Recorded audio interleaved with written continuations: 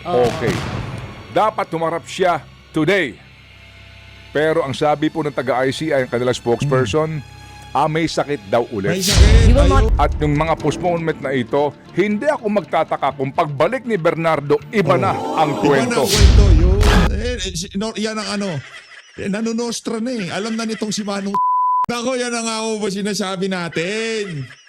Hindi naman kasi binuksan niyang salin-salin na yan, nagbida-bida yung amo mo. Na kesyo dapat daw yung mga government official, ilabas ang salin kung walang tinatago. Ngayon, nagpapalusot na ho itong executive secretary nitong si Bangag. Sabihin mo kasi sa amo mo, huwag siyang masyadong madaldal sa social media. Kesyo, dati naman, ganyan naman talagang salin. Accessible naman yan sa sambayan ng Pilipino. Pero nag-iba na ho ang tono nitong si Lucas Bersamin. At dito ho sa video na to, papakita ho natin kung gaano kasinungaling yan si Marcos Jr. Pambihira talaga. Pero bago yan mga kababayan, isang like at isang subscribe. Masaya na ho tayo dyan at sa mga gusto sumali sa ating community, yung join button nandyan lang ho sa baba. Ayun na nga, 1,001,023 na ho tayo mga kababayan. Palakpakan, maklase talaga yung mga kasama natin dito sa PH Update. Ayaw pa rin magpaawat. Sa mga mapahanggang sa ngayon, bumabati pa rin ng sa pag-abot natin ng 1 million, maraming salamat po sa inyong lahat. Ayun na nga, sa mga nagpakulay, sa mga nakalipas nating video, sa susunod na video ko na ho kayo, mega love shoutout. Itong si Ma'am Raspberry, itong si Loweka Caneto, maraming salamat to sa pagsuporta sa PH Update. Tayo na nga, umpisa natin ang ating talakayan dito sa mga banat nitong si Lucas Bersamin. Eto na ho mga kababayan, Malacanang exercise caution in releasing President Marcos Salin. Palakpakan. Inuna kasi yabang yan ang problema. Di ba, anong binago lang naman yung sistema na yan noong nagdaang administration. Hindi ho binago nitong si dating Pangulong Rodrigo Duterte. Iyon ho talaga ang patakaran na hindi pwede basta-basta maglabas ng salin. Kasi yung iba dyan ginagamit lang sa pamumulitika. Tayo naman ho mga kababayan, kung sakaling ilabas ang mga salin itong mga walang yung magnanakaw na to, hindi naman ho natin gagamitin para sa pamumulitika. Titingnan lang natin kung gaano kalaki ang ilinobo ng kanilang kayamanan mula nung pumasok sila nung 2022. Ito, Executive Secretary Lucas Bersamin expressed reservation when asked about the release of President Ferdinand Marcos Jr.'s Statement of Asset Liabilities and Net Worth, SALN, emphasizing that while it must be done through formal request, there was still a need to control access as this might fall into the wrong hands. Balakpakan! Wrong hands. Sa kamay ng sambayan ng Pilipino para hindi makita ng ating mga kababayan kung gaano kalaki ang linobo ng kayamanan ng iyong amo. Langya ka talaga, yayabang nyo kasi. Yang si Boying Remulla din, bago pumasok sa dyan sa ombudsman, para makapagpapogi sa sambayanan kasi dapat ilabas yung salin. Lalo na ngayon, talagang napakatindi ng issue ng korupsyon. Maya-maya, cambio sila pa atras. Kesyo dapat daw hindi mapunta sa kamay ng mga mga maling kamay ang salin na yan. Our existing rules require any person who wants to access any salin of any official to give good reason. Bersamin added. Palakpakan ho natin ang ating executive secretary, baka natatakot din siya. Di ba? Baka natatakot din siya na ilabas ang kanyang salin. Kaya ang tanong pa lang dito kay Marcos Jr., itong aso niya talagang kinontra na. Hindi naman siya kinontra, yung tipong, teka lang hindi basta-basta ang paglalabas ng salin. Dapat meron talagang merong karampatang dahilan. Meron talagang valid reason, talagang yung request na yan hindi dapat mapunta sa mga masasamang kamay yung salin na yan, di ba? Ito, we cannot just allow the indiscriminate freedom to access the salins. Anak ng Petrang Garapata. Pagka hinawakan nyo yung pera na sambayan ng Pilipino, ganun-ganun na lang. Hindi namin malaman kung saan nyo pinagdadadala. Meron na pabalita, pinasok daw yung 45 million sa mga maleta at dinala sa Forbes Park at sa kung kani-kaninong politiko. Pero pagka hihingin na natin kung gaano sila kayaman, hindi pwede. Hindi pwede, ganun-ganun na lamang. Hindi naman tayo nagbukas yan. Hindi naman nga natin hinihingi yung salin nitong si Bangag Kayo nagbida-bida na ilalabas nyo sa salin nyo. Hindi sambayan ng Pilipino. Inayupak na ito. You must all take note that the SALN contains many details that might compromise the security, safety of public official concerned. Ganon. Ganon. Talagang etong bansa na to, etong mga pulisiya na to, hindi ho pinoprotektahan ang mga ordinaryong Pilipino. Sinong pinoprotektahan? Yung mga oligarko at mga mayayamang politiko. Ang bihira o. Yung pera na sambayan ng Pilipino, kung waldasin nila kung saan-saan, dipad dito, punta dyan, bili ng ganito, kain sa ganyan, pasyal doon, pasyal dyan. Noong, ganun na ganun.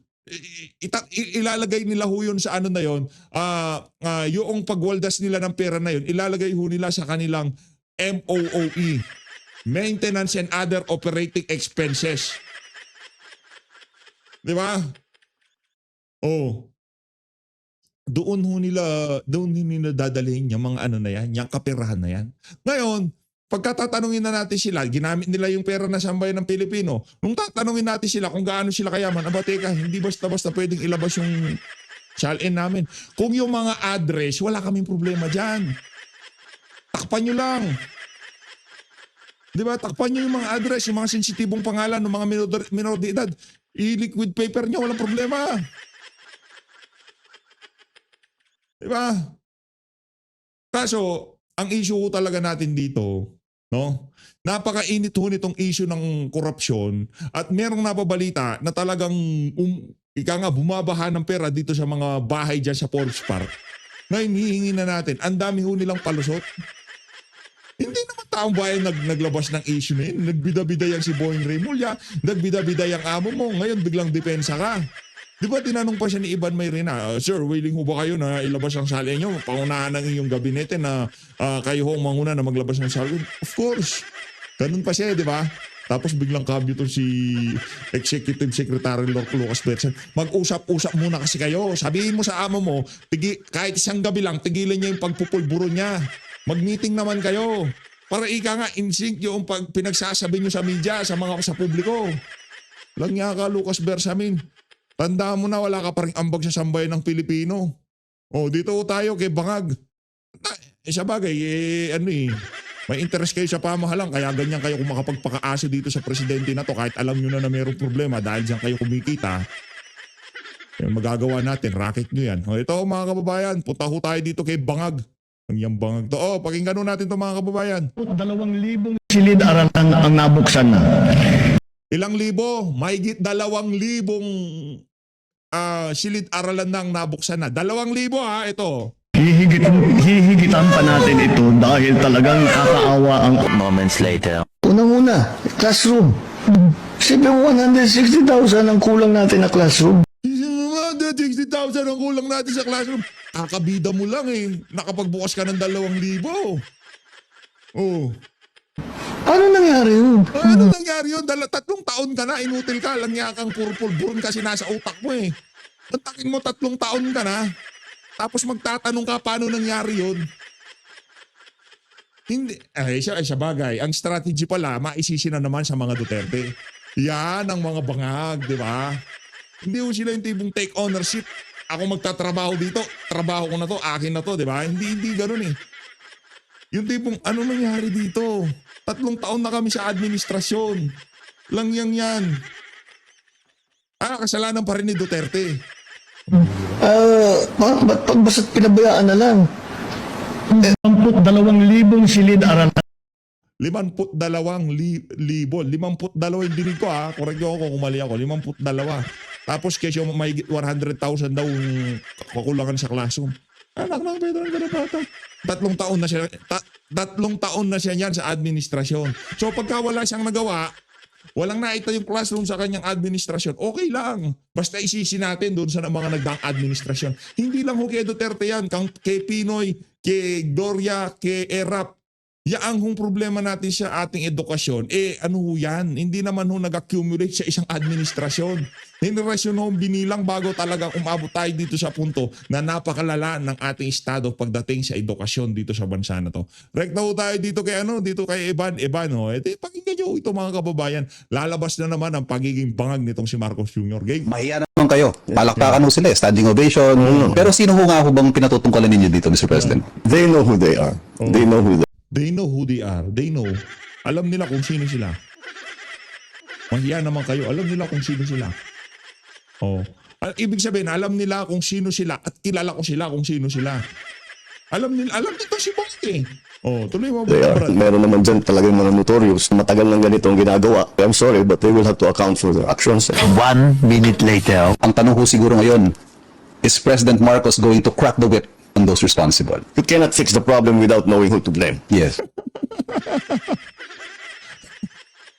Meron pang whip na to. Meron pang you cannot crack the whip if you don't know who's to blame. Tama ba yung pagkasabi ko? Because tayo may Inglesero eh. Ito Inglesero ng Inglesero eh. Wala namang nagagawa. Hindi yan si Manong Tay. Diyan si Marcos Jr.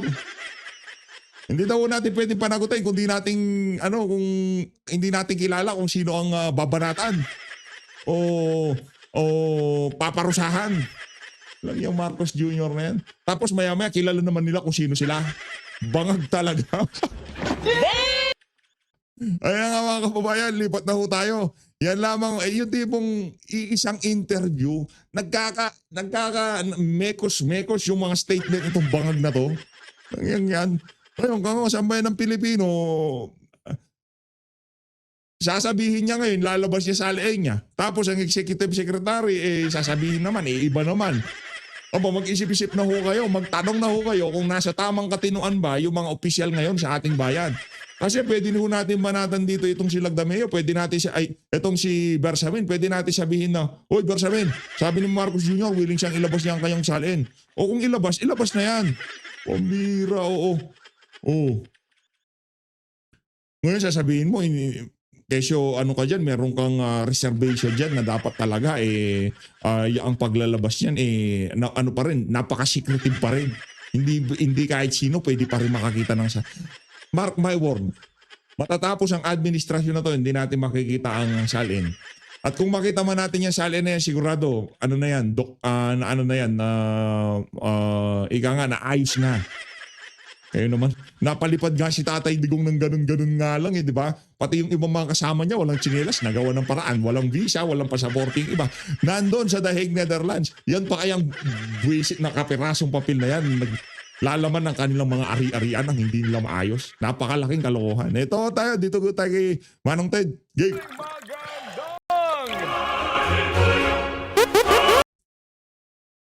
Game!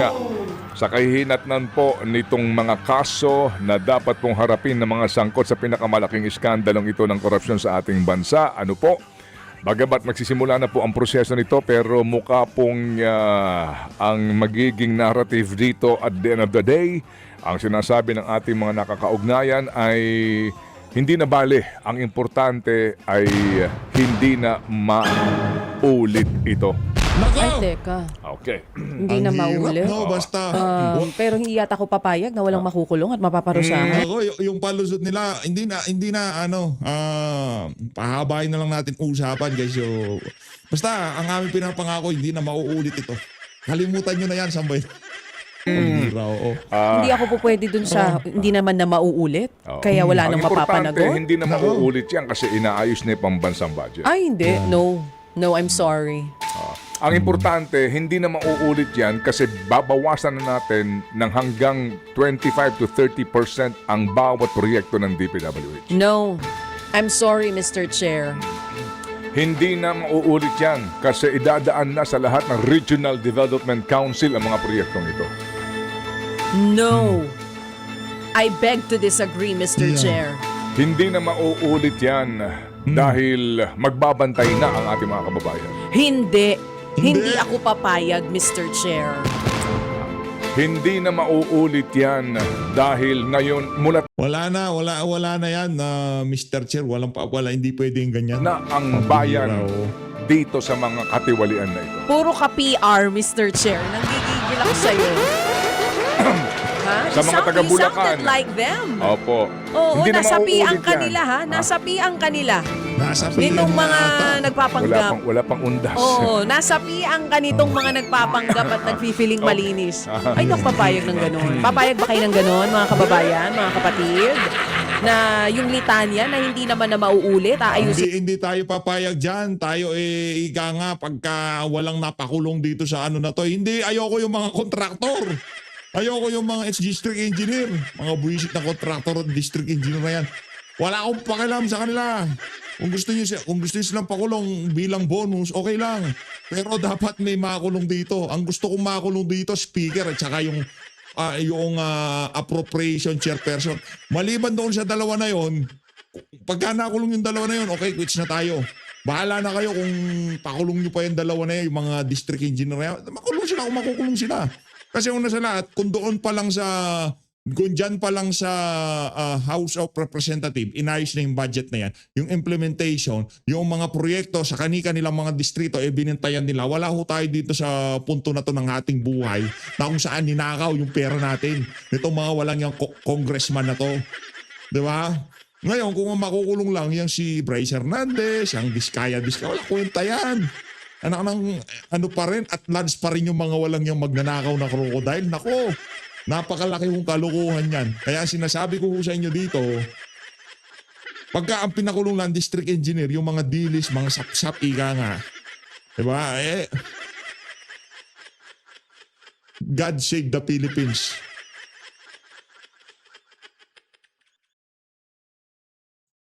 Na natin ang budget, gagawin na nating transparent, Okay. ila-live stream natin ang bycam. Hindi kami papayag doon.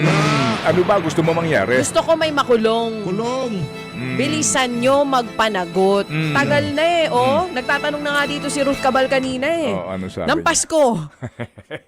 Hindi pwede matuloy ang Pasko nang walang nakukulong, magagalit Yan. si Lord. Sorry pero paliwanag lang natin to. Sige. Okay, sige po. Please lang, ito lang ang panawagan din ho natin. Walang magpapasko hanggat walang nakakulong. Ang ganda nun walang Pasko hanggat walang nakakulong na kung dating speaker at dating appropriation chairperson. O dating finance committee chairperson diyan sa Senado. Walang magpapasko. Ilagay ko nga sa taas natin, walang magpapasko habang walang nakakulong na congressman. So bahala na ho kayo sa inyo pong mga reaksyon at kaisipan kasi nga alam niyo ho yun, yung ating pong araw-araw, 5 taon na po natin panalangin niya, yung kahinahuna na tanggapin ng mga bagay na hindi na po natin kayang baguhin. At lakas na loob na baguhin yung mga bagay na kaya pa po natin. Yung sistema po na umiiral ngayon, hindi na po natin mababago yan. Yan ang sistema Yan po ang ating patakaran, yan po ang ating umiiral na batas. Okay? Pwede ka siguro magbago ng mga taong nangangasiwa sa pagpapatupad ng sistemang ito. Pero ngayon, may magagawa ba tayo sa mga nakalukot dyan? Bagamat ito nga po, at bago na itong ating ombudsman, tayo po naman tumatangkilik sa kanyang araw-araw po halos na pagpapaliwanag sa media at pagpapaliwanag din po ng prosesong dadaanan nito. So we have to give him the benefit of the doubt and the chance to prove itong kanyang mga sinasabi na gagawa sila ng kaparaanan para mas bumilis po ito at maging solid ang mga kasong isasampa eventually sa Sandigan Bayan. Okay, ngayon mga kapatid, kahapon napakinggan ko yung press con ni Ombudsman Remulla. Yan. Nabanggit niya yung parking issue. Nako! Narinig mo? Meron siyang sinasabing parking. Dahil sa mga parking na yan, nagkaroon na po ng eventual dismissal ng mga kaso dahil sa inordinate delay. Ang katwiran ng mga nasasakdal, hindi nyo pinagkaloob sa amin yung due process as required by law na speedy trial sa mga nasasakdal. Pero sabi niya, meron silang ang nangyayari dyan, sila mismo ang nagpapatagal sa kaso. Okay. Inordinate delay, sinasadya. Parking. Ibig sabihin, Pinapark kung lang. narinig po ninyo yung katagang parking sa budget, di ba? Nung pinag-uusapan na po itong kontrobersya at skandalo sa korupsyon sa mga proyekto ng DPWH, yung mga proponents, may kanya-kanya silang nilalagay na budget sa bawat distrito outside of their district, or kung ikaw ay nasa itaas, no? Kung ikaw isang senador, maghahanap ka ng paglalaga ka na lalawigan o distrito, ipapark ko muna dyan yung pera. Meron ng appropriations, park lang yan. Pag park mo dyan, magbabayad ka ng toll. Ba? Di ba may toll? Oo. Oo. Kumbaga makikiraan ka sa hari ng lugar na iyon. Ilang porsyento? Di ba kanya nga? Oo. Hawak ko nga ngayon itong dalawang affidavit eh. Nitong si Alcantara at ni Bernardo, Yes, pinag-aaralan ko ulit. Opo, maliban dun sa toll, mga kapatid, yun na nga po yun. Eventually, yung proponent, Sige, iubo mo muna bago ka bumirahe. Ubo muna, ubo yung muna. proponent. naalala ko nung Oo. ano, Naalala ka ng mga proponents? Kasi daw akala nila dahil wala pang protesta, makakaligtaan mo rin sila. Eh ang hindi nila alam, paingayin pa natin lalo. Dahil yung iba nananahimik na. So matapos ang parking Nasamid sa ako. mga distrito na po pwedeng paglagakan ng pondo nitong may mga parking. proponents na ito. Anyway, Parking sa budget. meron din parking sa Judikatura, particularly daw po dito nga sa Ombudsman mismo at sa Sandigan Bayan eventually. Ombudsman, pag naghain ng reklamo, dadaan sa counting proseso, patutulugin yung kaso. And then eventually, pupunta po ng hukuman para sabihin na yung ombudsman, tinulugan yung kaso namin. Oo. Para Yeah. pwede na nila magamit yung Or- inordinate delay. Or doon din po naman mga kapatid sa Sandigan Bayan. Oo. Ito hong nandidiyan,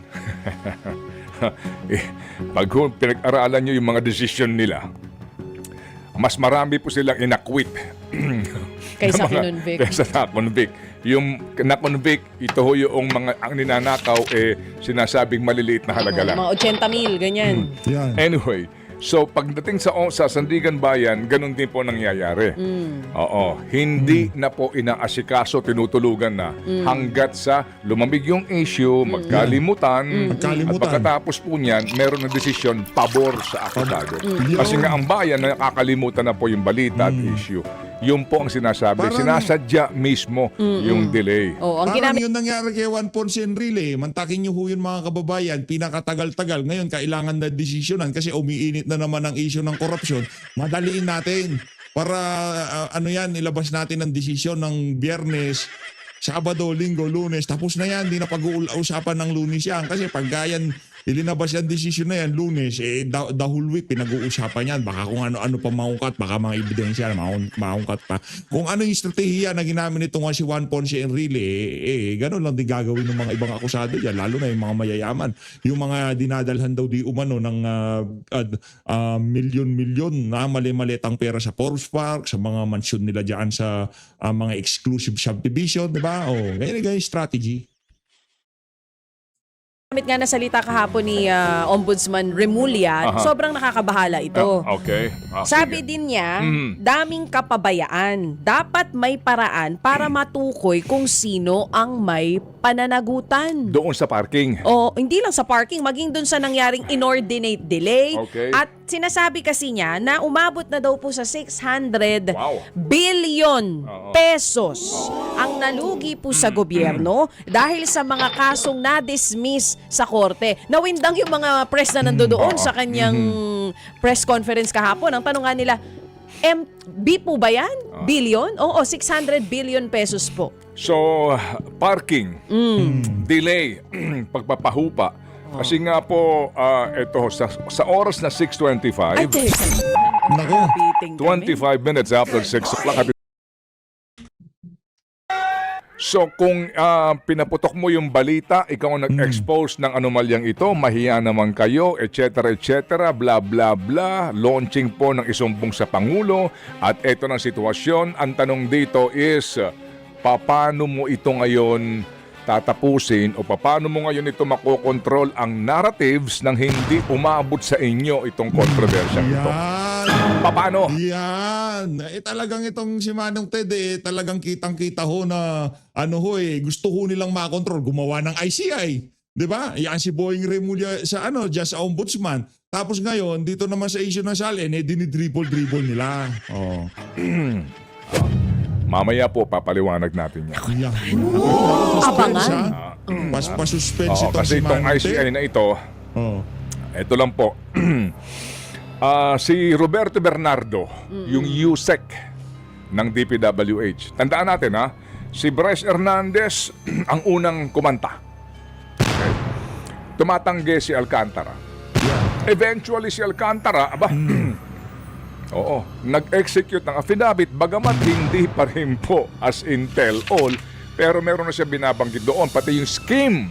Yan, scheme. And eventually, lumantad na po yung Bernardo, bagamat sinasabi niya na wala akong kinalaman kila Bernardo at kila Alcantara at kay Hernandez na iyan, pero ito nalalaman ko. Oo, at may mga pinangalanan. Meron siya dito sinasabi, meron siyang personal knowledge. Yan. Yan ang kanyang ginamit sa kanyang affidavit. Okay, si Bernardo humarap in the Senate. Okay. And then, kung babalikan mo yung petsang nun, nung nabuo yung ICI, humarap siya ng isang beses lang sa ICI. Tama. Ang iksi lang ng panahon ng kanyang pagharap. Hindi natin alam kung ano na pag-usapan. Correct. Ang sinasabi din daw po, ang press release ay Baka naareglo na siya diyan sa diyan sa ICI. Hindi naman sila naglalabas ng dokumento eh. Hindi sila naglalabas ng kung ano-ano kaya ano papasok sa utak ng mga kababayan natin. Baka naareglo na yan si babalik Hernandez. para magbigay pa ng kardagang statement at informasyon at ebidensya. Oo. Okay. Kailan babalik? Kung susuriin nyo yung kanyang affidavit, mga kapatid, doon po meron siyang personal knowledge. Yan. At tinutukoy niya yung mga individual doon. Sige. So ngayon, meron siyang schedule na bumalik. May sakit daw. Yes. Hindi siya pinaharap. Oo. Okay. Dapat humarap siya today. Pero ang sabi po ng taga-ICI, ang kanilang spokesperson, may sakit daw ulit. May sakit. He will not be Ayun, coming may because he's sakit. still sick. Yeah. Baka naman mabinat yan, Manong Ted. Pagbigyan na natin, kawawa naman yung mga na yan, yung mga district engineer na yan, di ba? May sakit, may sakit. Yes, Oo. okay. And sabi ho, oo. Hindi nila alam kung ano ang sakit Yes. at hihintayin nila ang medical certificate. Tama. Yan ang sinasabi ni Mr. Oo. Rosaka. Nako. Okay. Kailan ang kanyang balik? Sinasaka, tagapagsalita na yun. Inaasahan November 11 or 12. Yun ang November sinasabi. 11 pa. Oo. That's more than 3 weeks. Oo, muli daw siyang ipatatawag. Di tayo sure. Baka kasi may sakit siya ulit. Okay. Kung may sakit man po, dapat natin bigyan po naman po ng compassion ang Yan, bawat compassion, isa po sa compassion. atin. Oo naman. Kung may Compassion. sakit, Yung compassion, yung mga magnanakaw pag may sakit, compassion. Diba? Compassion natin yung mga yan. Mga walang yan. di ho ba ang Pag naririnig natin yung katagang compassion, biglang pumapasok sa utak natin tong si dating Pangulong Rodrigo Duterte. Tapos yung si Pastor Gibuloy na nagkaano na yung tipong nagkakasakit-sakit na dun sa loob ng Hindi yung korupsyon ng kaso ng mga yon. Hindi korupsyon. Yung isa talagang pinagtanggol niya lang yung mga kabataan. Talagang ilinayo lang sa kamandag ng ipinagbabawal na gamot, di ba? Yun yung ginawa ng dalawa na yun. Pero pagka ito, nagnakaw na sa damukal na pera, bigyan natin ng compassion. unang requirement kung ikaw ay talagang nag-iimbestiga at gusto mo malaman ang katotohanan dito, uunahin yung medical certificate Yeah. bago yung approval. Oo. Oh. Wala pong medical certificate na inilalabas Yeah. ng ICI at sinasabi, hihintayin pa nila yung medical certificate. Kung totoo na gusto ninyo talagang malaman dito ang katotohanan at sasabihin ng taong ito, pinapuntahan nyo ba ng mga doktor ninyo Yan. si Ginoong Bernardo? Mukhang walang ganon na nangyayari. Walang ganon. So between nung unang pagharap sa Senado, pagharap niya sa ICI, at yung mga postponement na ito, hindi ako magtataka kung pagbalik ni Bernardo, iba na ang Iba na kwento. ang kwento. Yun. Yan ang nanunostra na eh. Alam na nitong si Manong Ted. Dito tayo sa totoo. Yan. Magbabago ang kwento. Ay, hindi ako magtataka, ay kapo. Swabe. May mga Ayos na posibleng ayos yung datingan. hindi na madamay sa kwento. aba, hindi At ako baka may Pwedeng posibleng hindi na mabagit itong si Zaldico. Ano ba naman, di ba? Ano ba naman yung bigyan ng malaki-laking yung ICI, malaki-laki, di ba? Ang laki ng niyang si Martin Romualdez ay si May mga Zaldico. Malaki-laki ho yung ng mga yan, mga nalalaman. Baka malaki-laki ang ibigay na impormasyon dyan sa ICI, di ba? bagong pangalan Hindi sa ako kwento. magtataka. Opo. Pero ako ay nagtataka kung paano to inalaw ng ICI. Ano to, mas mahigpit pa sa mga eskwelahan? Sa school nga, hindi ka excuse pag wala kang medical certificate. excuse letter. Di ba? Kaya nga. Yung Anyway, excuse sige. letter, pag sinabi mong may sakit, kailangan med-cert.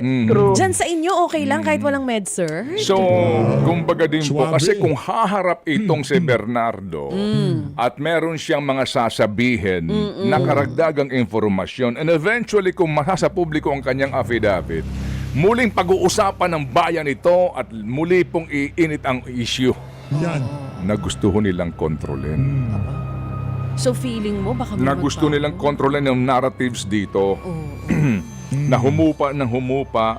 Hayaan natin yung system, yung proseso.